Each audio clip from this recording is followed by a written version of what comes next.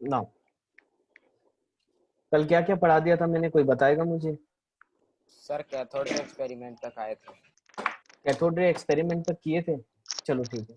कल की क्लास थोड़ी सी डिस्टर्ब हो गई थी बेटा, एक्चुअल में इमरजेंसी में मुझे कहीं जाना पड़ गया था। मैं एक बार आपको और बता देता हूँ कल क्या क्या पढ़ाया था मैंने आपको। ठीक है, तो महर्षि कर्णन से चालू किया था मैंने कि सबसे पहले उन्होंने बताया था एटम्स के बारे में, या बोलना चाहिए कि अगर किसी भी मैटर को सबसे स्मॉल स्मॉल पार्ट में तुम डिवाइड करोगे तो लास्ट में जो आपका अनकटेबल पार्टिकल्स बच जाएगा, they are known as a परमाणु, राइट।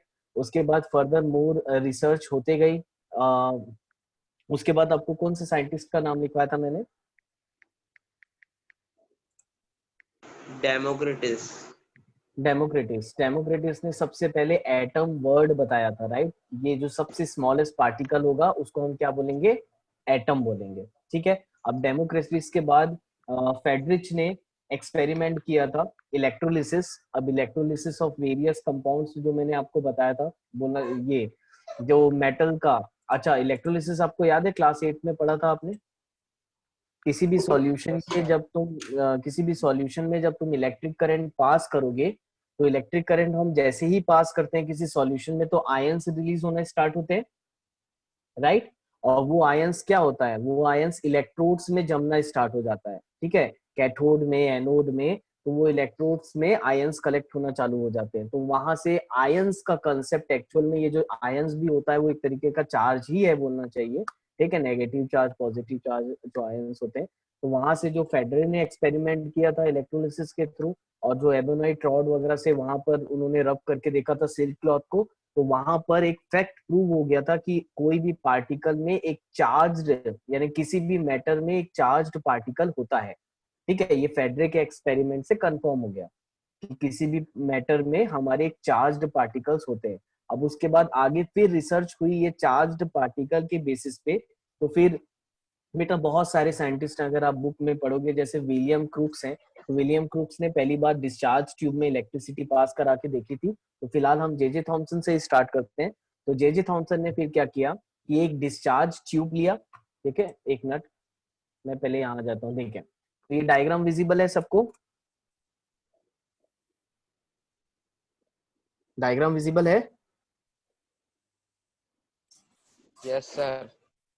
हाँ, तो देखो बेटा, जे जे थॉमसन ने क्या किया, एक डिस्चार्ज ट्यूब लिया, कांच का बना हुआ, पूरा क्लोज्ड, ठीक है। वहां पर एक हमने वैक्यूम यानी प्रेशर निकालने के लिए, गैस को रिमूव करने के लिए एक होल छोड़ा है, तो वैक्यूम पंप लिखा हुआ है डायग्राम में, ठीक है। हमने दो इलेक्ट्रोड्स लिया है, एक लिया है हमने कैथोड और एक लिया है हमने एनोड, जिसको हमने बैटरी से कनेक्ट किया है, high voltage battery, approximately 10,000 volt का सप्लाई हमको वहां से देना है, ठीक है। तो बहुत ज्यादा होता है वो, ठीक है।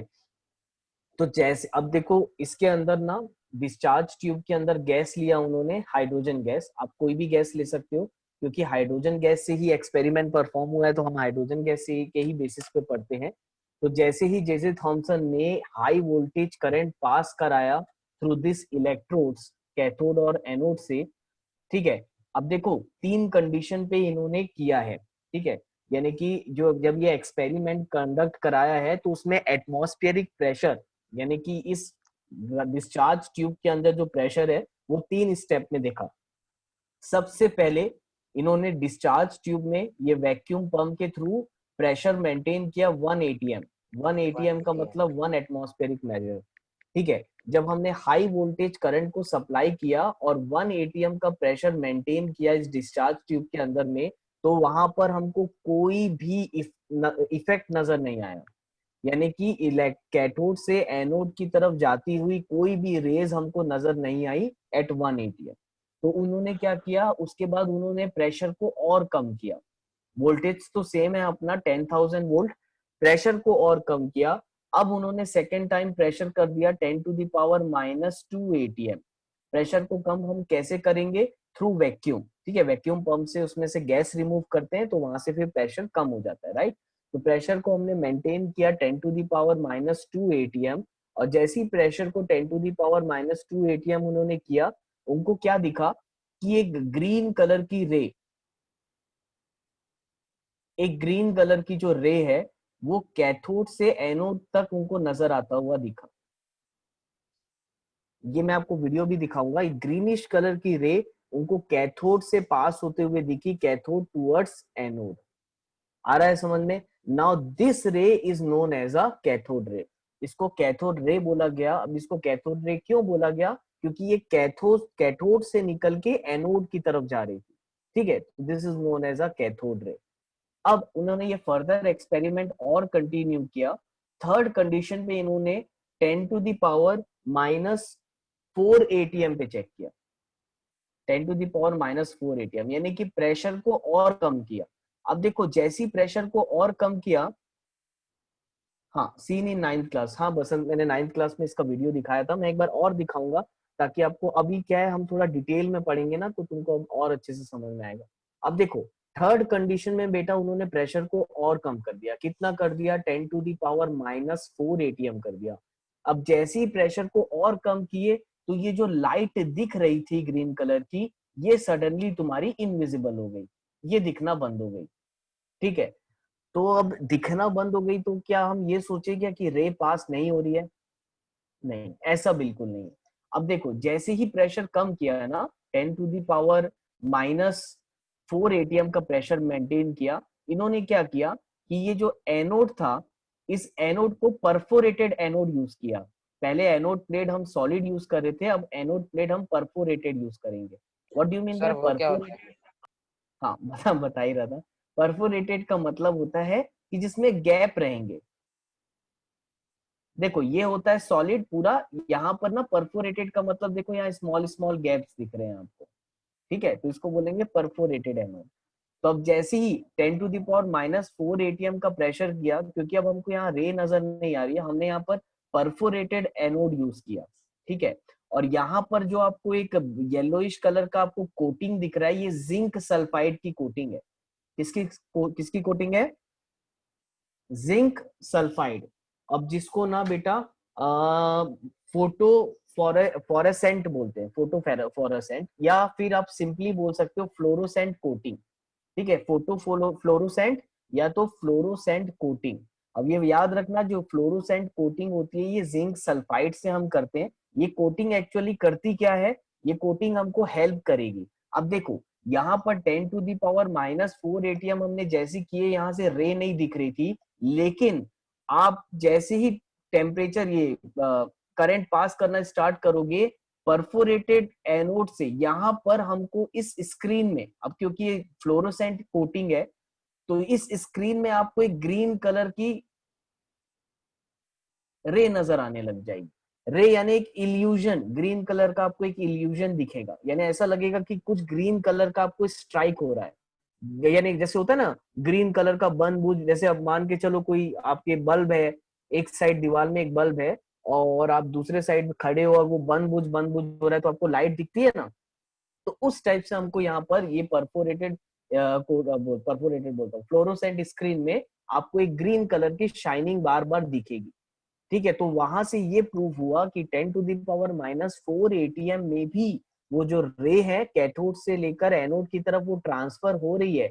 ये बात अलग है कि विजिबल नहीं है, लेकिन हाँ ट्रांसफर हो रही है, ठीक है। वो हमको कैसे पता चला कि जब हम परफोरेटेड कैथोड एनोड लिए तो वहां से ये जो पार्टिकल्स हैं ये इस फ्लोरोसेंट स्क्रीन में जब टच हो रहा था, स्ट्राइक कर रहा था, तो हमको यहाँ ग्रीन कलर का बोलना चाहिए, वो पार्टिकल जैसे स्ट्राइक करते हैं तो ग्रीन कलर की लाइट हमको वहां पर विजिबल हो रही।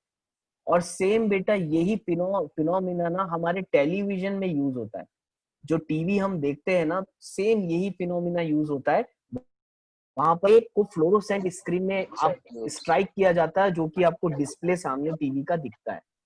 आ रहा है सर समझ पिक्चर में? ट्यूब्स। Picture tubes, exactly. आया क्या समझ में? यहां तक anyone having any doubt? No sir. Sure, अच्छे से आया समझ में? तो देखो एक्चुअल में मैंने ये सोचा बेटा, देखो अपन समझ समझ के पढ़ते हैं, आपके पास सबके पास एनसीईआरटी बुक्स है, तो बहुत ज्यादा हमको राइटिंग वर्क करने की जरूरत नहीं है, हम समझने का काम ज्यादा करते हैं क्योंकि ये थ्योरी चैप्टर है, ठीक है। मैं पहले समझाऊंगा और आपको रीडिंग करने भी बोलूंगा ताकि आपका ना वो जो अभी मैंने पढ़ाया वो चीज आपको बहुत अच्छे से बैठ जाए दिमाग। अब देखो ये सारी चीज हुई, 3 कंडीशन पे चेक हुआ गया, ठीक है, 1 ATM, -2 ATM, -4 ATM में। ठीक है, तो दो से हमको इनसे रिजल्ट कंक्लूजन ये मिला कि कैथोड से लेकर एनोड तक एक रे पास होती है जब हम टेम्परेचर को कम करते हैं और हाई वोल्टेज करंट सप्लाई करते हैं। तो इस रे को हम बोलते हैं कैथोड रे, क्योंकि ये कैथोड से एनोड की तरफ मूव कर रही है। और अगर आप प्रेशर को एकदम से रिड्यूस कर दोगे तो वो जो ग्रीनिश कलर की रे आपकी इनविजिबल हो जाएगी, लेकिन हाँ तब भी रे पास हो जा रही, पास होगी। और वो हमको कैसे पता चलेगा? अगर हम एनोड के पीछे एक स्क्रीन लगा दे, अगर हम एनोड के पीछे एक कोटिंग कर दें फ्लोरोसेंट की और परफोरेटेड एनोड यूज करेंगे, तब हमको नजर आएगा कि पार्टिकल्स आ रहे हैं और इस स्क्रीन पे स्ट्राइक करेंगे तो आपको ग्रीन कलर का रिफ्लेक्शन दिखेगा। ठीक है, तो वहां से हमको समझ में आ जाएगा कि हाँ -4 ATM में भी आपकी जो रे है वो पास कर रही है। ठीक है, तो ये था जे जे थॉमसन का एक्सपेरिमेंट। अब देखो, जे जे थॉमसन, अब बोलना चाहिए ये जो काम है ना बेटा, ये विलियम क्रूक्स ने ऑलरेडी करके गया हुआ था। ठीक है, एक विलियम क्रूक्स नाम के साइंटिस्ट थे, ये डिस्चार्ज ट्यूब वगैरह में से ये रे पास करवाना, ये चीज ऑलरेडी उन्होंने करके गई थी। जे जे थॉमसन ने क्या किया, जे जे थॉमसन ने इसको वेरीफाई किया और उसके बिहेवियर को बताया। ठीक है, कि ये कैथोड रे का बिहेवियर एक्चुअल में होता कैसे है। तो बिहेवियर बताने से पहले मेरी सबसे रिक्वेस्ट है, चलो इसको रीड करो तो बेटा एक बार। डिस्कवरी ऑफ इलेक्ट्रॉन्स, जितना मैंने अभी तक आपको पढ़ाया है, बुक आपके सामने है, प्लीज सब लोग रीड करो। कहाँ से रीड करना है ये बता दे रहा हूँ, 1 मिनट बस ना। बुक विजिबल है सबको? Yes sir. हाँ तो चलो रीड करो। ये डिस्कवरी ऑफ इलेक्ट्रॉन है, यहां से नहीं, 1 मिनट, यहां से रीड करो प्लीज। यहां से लेकर यहां तक एक रीडिंग मार लो। ठीक है, एनसीईआरटी है, चाहे वो आईआईटी जेडब्ल्यू हो, चाहे वो नीट हो, आपका बहुत इंपॉर्टेंट है कि आपको एनसीईआरटी के वर्ड टू वर्ड समझ में आना चाहिए, एक एक पॉइंट। ठीक है, that is very important. Read करो, चलो I am giving you a time. और कोई डाउट रहेगा मेरे से पूछ सकते हो।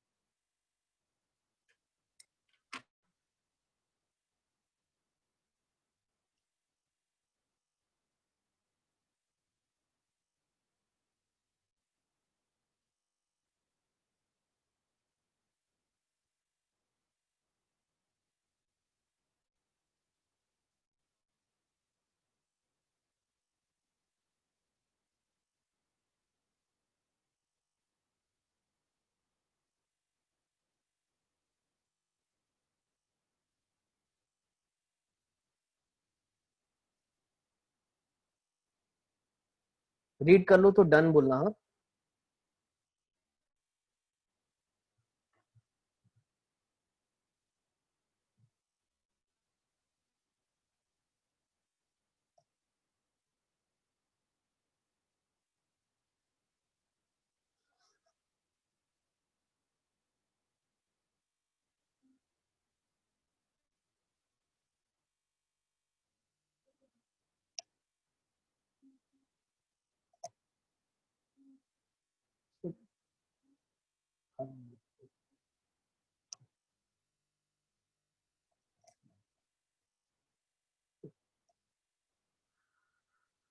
रीड किया बेटा?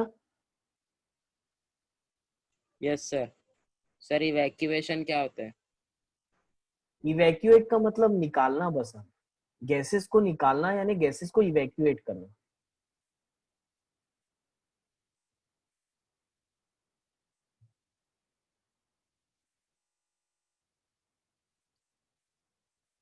Anyone having any doubt?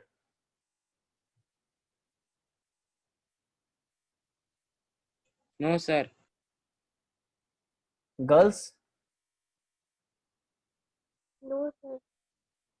अच्छे से आया बेटा समझ में? Yes sir. ठीक है, श्योर ना, सबको आगे अच्छे से समझ में? रीडिंग डन ना बेटा, हो गया? बसंत रीडिंग कर लिया? यस सर, हो गया। ठीक है, चलो एक मिनट। अब ना हम इसकी प्रॉपर्टीज देखेंगे कि एक्चुअल में देखो बेटा, ये सब तो ठीक है, ठीक है, हाई वोल्टेज करंट सप्लाई करना, फिर प्रेशर को कम करना, तो फिर हमको कैथोड रे नजर आएंगी, ये सब ठीक है। अब पहले ना मैं आपको वीडियो दिखा देता हूँ इसका, तो आप लोग को बहुत अच्छे से और क्लियरिटी बढ़ जाएगी। Sir what is electric discharge? Sir समझ गए, नो डाउट, ठीक।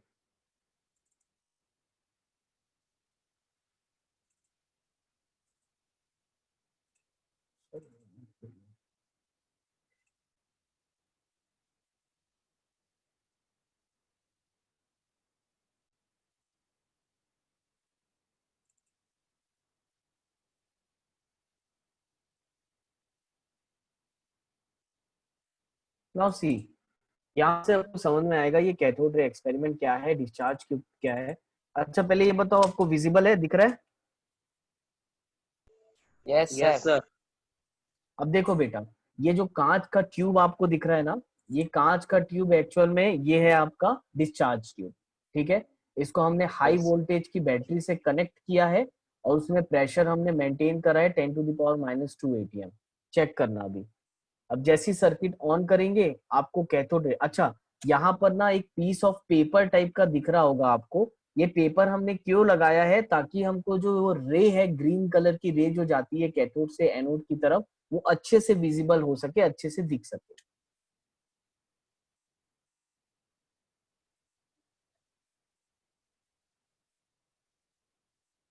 दिख रहा है? Yes sir. तो देखो जैसी सर्किट ऑन हुआ तो देखो यहाँ से आपको कैथोड से एनोड की तरफ एक रे पास होते हुए दिख रही होगी, ठीक है। Now this is known as a cathode ray.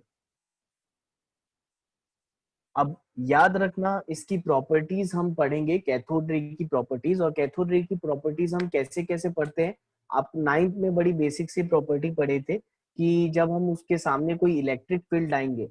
अब देखो बेटा एक चीज समझो, पहली चीज तो हमको यहाँ से पता चला कि जब कैथोड से एनोड की तरफ एक रे जा रही है, वो एक चार्ज्ड पार्टिकल की रे है, ठीक है, कोई ना कोई चार्ज्ड पार्टिकल की रे है। अब हम पता कैसे करेंगे कि वो पॉजिटिव चार्ज पार्टिकल है कि वो नेगेटिव चार्ज पार्टिकल, कैसे पता करोगे? हमको उसको इलेक्ट्रिक फील्ड के सामने लाना पड़ेगा। अब इलेक्ट्रिक फील्ड में दो टर्मिनल होते हैं, पॉजिटिव और नेगेटिव। पॉजिटिव अच्छा नेगेटिव। आपने क्लास 8 से पढ़ते आ रहे हो कि opposite charges always attract each other, attract right? Each other. अगर ये हमारी कैथोड रे पॉजिटिव चार्ज की तरफ डिफ्लेक्ट होती है, तो बताओ कैथोड रे का चार्ज क्या होगा? Sir negative. नेगेटिव। अगर हम इलेक्ट्रिक फील्ड लेके आते हैं इसके बीच में, यहाँ पर अगर हम इलेक्ट्रिक फील्ड लेके आते हैं और ये जो हमारी कैथोड रे है ये पॉजिटिव की तरफ अट्रैक्ट होता है, तो इसका मतलब इसका चार्ज नेगेटिव होना चाहिए, क्योंकि हमने पढ़ा है साइंस में opposite charges attract each other. तो देखो ये करके आपको वो चीज बताएगा। फिलहाल मेरे ख्याल से ये मैग्नेट से करके देखते हैं। इलेक्ट देखना, याद रखना, ये जो कैथोड रे है ये इलेक्ट्रिकल फील्ड और मैग्नेटिक फील्ड दोनों से इफेक्ट होता है, ठीक है। अगर आप मैग्नेट रखोगे उसको तो वो साउथ पोल की तरफ डिफ्लेक्ट होगा। देखो ये मैग्नेट रख रहा है, देखो मैग्नेट रखने से डिफ्लेक्ट हो रहा है कैथोड रे। Yes sir. तो याद रखना बेटा, ये जो कैथोड रे है आपका, ये मैग्नेटिक और इलेक्ट्रिक दोनों फील्ड से इफेक्ट होता है, ठीक है। सर तो डाउनवर्ड स्लोप हो गया। हाँ डाउनवर्ड हो गया, क्योंकि अपोजिट भाग रहा है ना, टुवर्ड्स नॉर्थ पोल बोलना चाहिए जाता है। अब उसके पास छोटा सा मैग्नेट है, वो जा रहा है, तो अपोजिट भाग रहा है।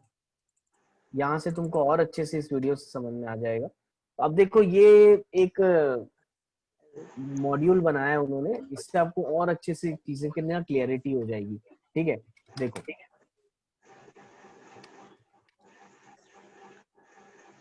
इस तरीके से आपको एक ग्रीनिश कलर की रे दिखती है, ठीक है, कैथोड से एनोड तरफ जाके। अच्छा देखो फ्लोरोसेंट स्क्रीन जो मैं आपको बता रहा था, यहाँ पर आपको दिख रहा है ग्रीन कलर का चमक रहा है, यस सर।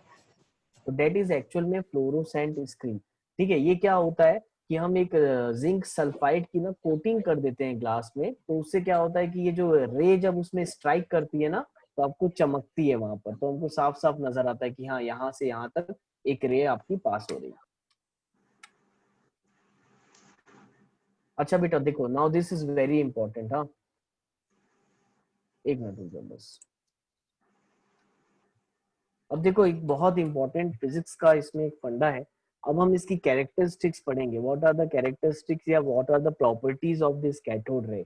अब देखो हमने ये पढ़ा कि जब हम हाई वोल्टेज करंट और प्रेशर कम करके एक ग्रीन कलर की रे हमको कैथोड से एनोड की तरफ पास हो रही है।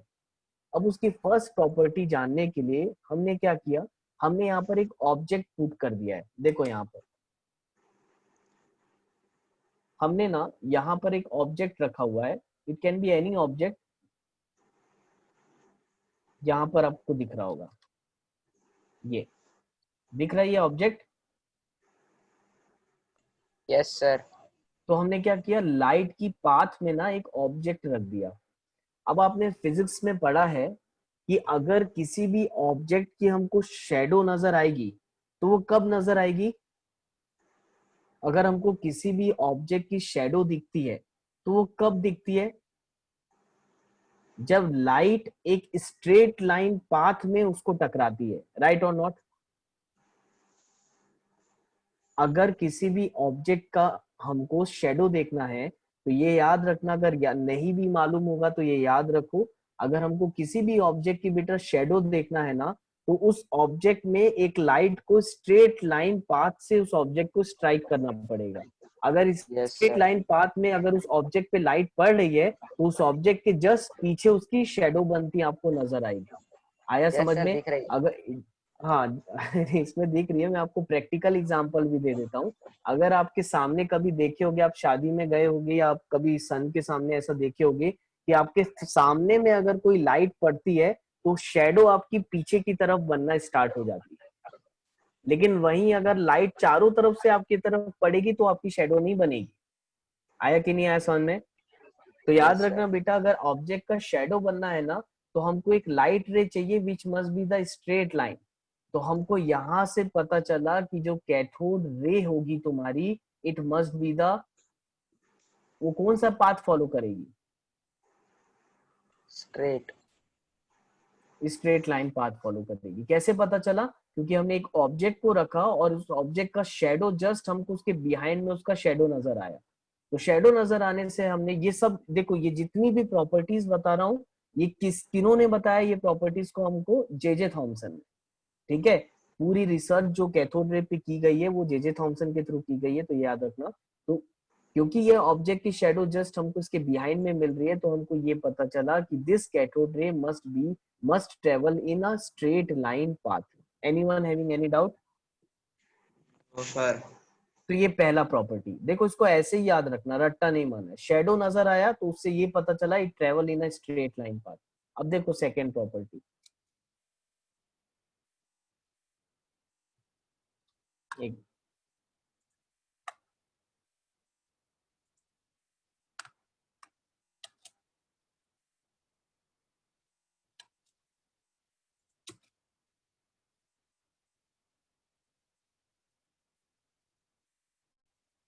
देखो लिखा हुआ है cathode ray travels in a straight line, लिखा है, this is a first property. ठीक है,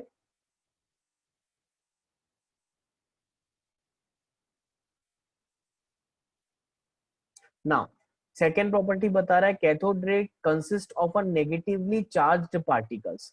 अब cathode ray negatively charge particle कैसे है, ये कैसे पता चलेगा, जब हम उसमें इलेक्ट्रिक फील्ड लेके आएंगे। अब देखो यहाँ पर इलेक्ट्रिक फील्ड हमने लेके आया है, ये पॉजिटिव इलेक्ट्रिक फील्ड है, ये नेगेटिव इलेक्ट्रिक फील्ड है। अब जैसे ही देखो तुम्हारे कैथोड रे हम पास कराना स्टार्ट करवाएंगे, आपको दिख रहा है यहाँ पर थोड़ा सा पेंट है तो मैं आपको यहाँ पर मार्क करके दिखा देता हूँ।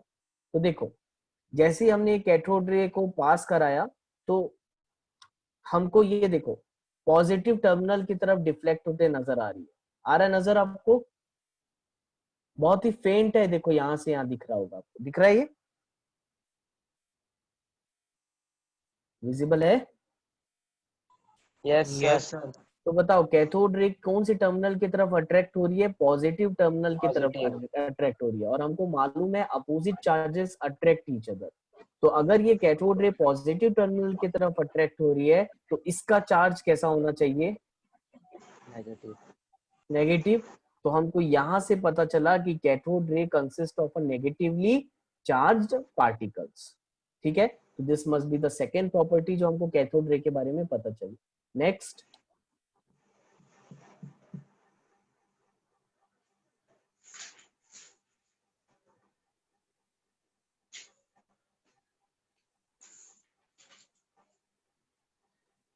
Cathode ray are deflected by the magnetic field.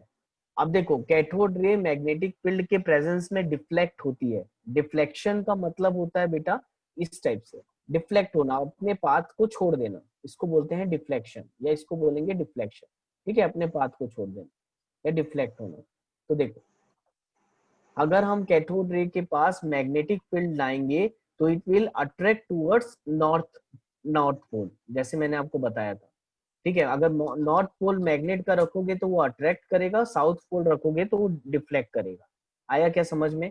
तो वैसे नॉर्थ पोल साउथ पोल ऐसा हमको पढ़ना नहीं है, ये केमिस्ट्री है तो हम फिजिक्स में नहीं जाएंगे। हमको फिलहाल बस इतना याद रखना है कि मैग्नेटिक फील्ड के प्रेजेंस में जो तुम्हारी कैथोड रे है वो डिफ्लेक्ट होती है। तो this must be your third property, याद रहेगा।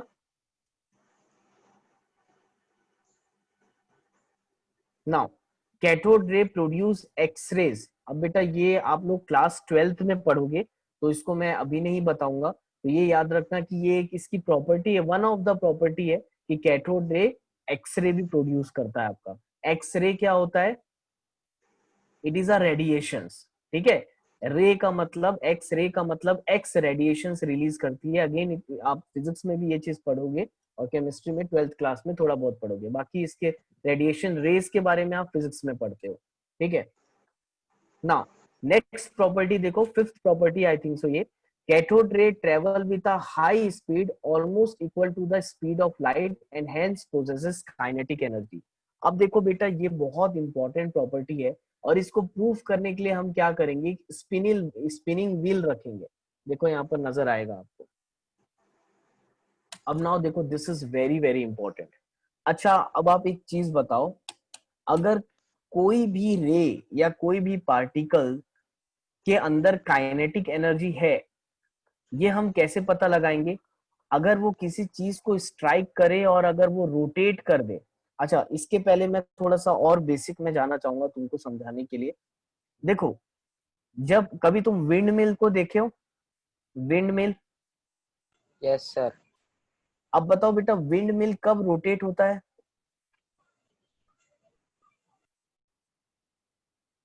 विंड मिल कब रोटेट होता है? जब एयर के पार्टिकल्स उसमें स्ट्राइक करते हैं। विंड मिल तभी रोटेट होगा जब उसमें एयर के पार्टिकल्स स्ट्राइक करेंगे। अच्छा, तुम ये बताओ, क्या लाइट के स्ट्राइक करने से विंड मिल रोटेट होती है, या नो सर। साउंड के स्ट्राइक होने से विंड मिल रोटेट होती है? नो नहीं सर। होती। तो हमको यहाँ पता चला कि अगर साउंड एक तरीके की वेव है, तो वेव जब किसी चीज से टकराएगी तो काइनेटिक एनर्जी वेव पोजेस्ट नहीं करती है, यानी इतनी नहीं करती कि किसी चीज को रोटेट कर दे। कोई भी चीज अगर विंड मिल को रोटेट कर रहा है, यानी अगर एयर रोटेट कर रहा है, तो हम बोल सकते हैं कि air is made up of small particles. जो पार्टिकल्स जब उस विंड मिल की ब्लेड्स को स्ट्राइक कर रहे हैं तो वो उसको रोटेट कर रहे हैं। ठीक है, यानी कि अगर कोई चीज रोटेट हो रही है तो तुम बोल सकते हो वो रोटेट हो रही है पार्टिकल्स के स्ट्राइक होने की वजह से। राइट और नॉट? Yes sir. तो बेटा तुम बताओ, अगर ये कैथोड रे इसके अंदर रखी हुई व्हील को रोटेट कर रहा है, तो हम क्या इसमें ये एक प्रॉपर्टी बोल सकते हैं कि दिस कैथोड रे is made up of small particles? बोल सकते हैं क्या? Yes sir. दिस कैथोड रे is made up of small particles, charged particles. तो हमको यहां से पता चला, क्यों? क्योंकि ये जब पार्टिकल्स स्ट्राइक कर रहे थे तो ये उस व्हील को रोटेट कर रहे हैं। ठीक है, अब जब रोटेट कर रहे हैं तो हमको यहाँ से एक प्रॉपर्टी पता चली कि cathode ray are made up of particles. अब क्योंकि वो रोटेट कर रहे हैं तो it will possess a kinetic energy.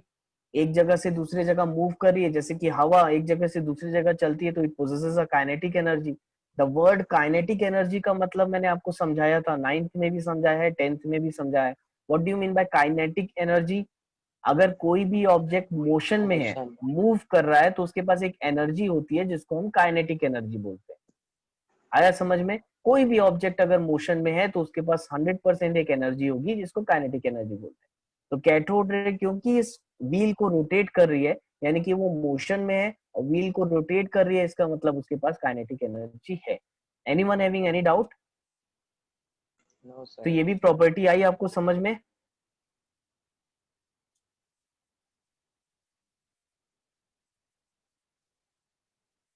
ना, नेक्स्ट देखते हैं। तो फिलहाल इतनी प्रॉपर्टीज आपको इसमें दिया हुआ था, और लगभग ये वीडियो ना बेटा आपकी सारी प्रॉपर्टीज को कवर अप कर दिया, जो प्रॉपर्टीज आपके बुक में भी नहीं है शायद। ठीक है, तो अब एक काम करो, सब के सब जो प्रॉपर्टीज अभी मैंने आपको पढ़ाया है उसको जस्ट रीड करो। ये the result of a experiment is summarised as, यहां से दिया हुआ है, देखो ये यहां से रीड करना स्टार्ट करो।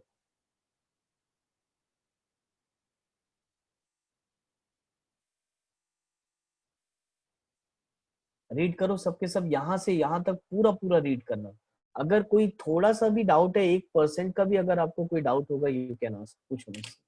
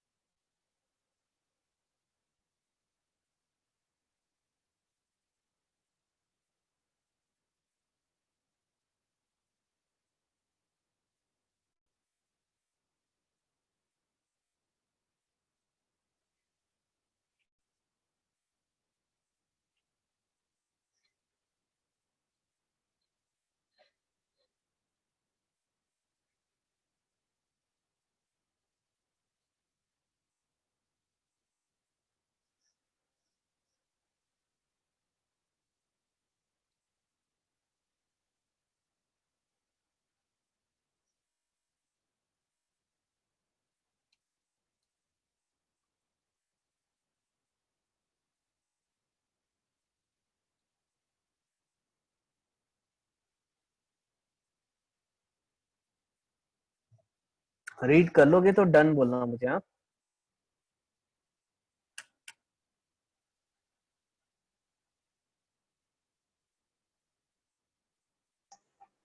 Sir done. सर लास्ट वाला पॉइंट समझाओ तो। लास्ट वाला पॉइंट ये बोला है बेटा, the characteristics of cathode ray do not depend upon the material of electrodes. यानी कि जब आपका कैथोड रे आप एक्सपेरिमेंट करोगे तो आपने कौन सा इलेक्ट्रोड लिया है या कौन से मटेरियल का इलेक्ट्रोड लिया है, इससे फर्क नहीं पड़ता। अच्छा, इलेक्ट्रोड क्या होता है? इलेक्ट्रोड बनता किससे? मेटल पीस से बनेगा ना। जो इलेक्ट्रोड यस सर। कैथोड और एनोड जो आप बनाते हो वो मेटल पीस से बनता है। तो अब वो कौन से मेटल से बनाया हो इससे कोई फर्क नहीं पड़ेगा। आप उसको कॉपर से बनाया, आप उसको एल्यूमिनियम से बना दो, इलेक्ट्रोड या एनोड और कैथोड, उससे कोई फर्क नहीं पड़ेगा। ठीक है। And the nature of gas present in the cathode ray tube. अब जो उसके अंदर आपने गैस लिया, ये ऑलरेडी तुमको ऊपर में बताया था। अब तुम उसमें हाइड्रोजन गैस ले लो, तुम कोई भी डिफरेंट गैस ले लो, उससे कोई फर्क नहीं पड़ने वाला। ठीक है, आपको जैसा एक्सपेरिमेंट आपने किया है वैसे ही एज इट इज आपको दिखेगा। आप कोई भी गैसेस ले सकते हो। हाँ, कलर चेंज में पॉसिबल कि गैसेस के अराउंड कलर चेंजेस हो सकते हैं। जैसे कि नाइट्रोजन डाइऑक्साइड लेते हो तो हो सकता है आपको ऑरेंज, रेडिश ऑरेंज टाइप का दिखे। अदरवाइज एक्सपेरिमेंट में या इलेक्ट्रॉन वो जो, क्योंकि कैथोड रे की प्रॉपर्टीज में कोई फर्क नहीं पड़ेगा। जो प्रॉपर्टीज आपने पढ़ी है वो सारी प्रॉपर्टीज सेम रहेगी, चाहे तुम कोई भी गैसेस लो। ठीक। Thus we can conclude that electrons are the basic constituents of all the atoms। तो यहाँ से हम ये conclude करते हैं कि जो इलेक्ट्रॉन्स है वो सबसे बेसिक कॉन्स्टिट्यूएंट्स होंगे किसी भी एटम्स के या किसी भी एलिमेंट के या किसी भी मैटर के। उनकी प्रॉपर्टी सेम रहेगी, वो सेम तरीके से बिहेव करेंगे। ठीक है, वो इलेक्ट्रिक और मैग्नेटिक फील्ड में सेम बिहेव करेंगे। उनके पास काइनेटिक एनर्जी होगी, वो स्ट्रेट लाइन में ट्रेवल करेंगे, चाहे तुम किसी भी एटम का ले लो। कोई डाउट अब बताओ? No sir. सर ठीक है बेटा, गर्ल्स साइड में समझ में आया आप लोग को?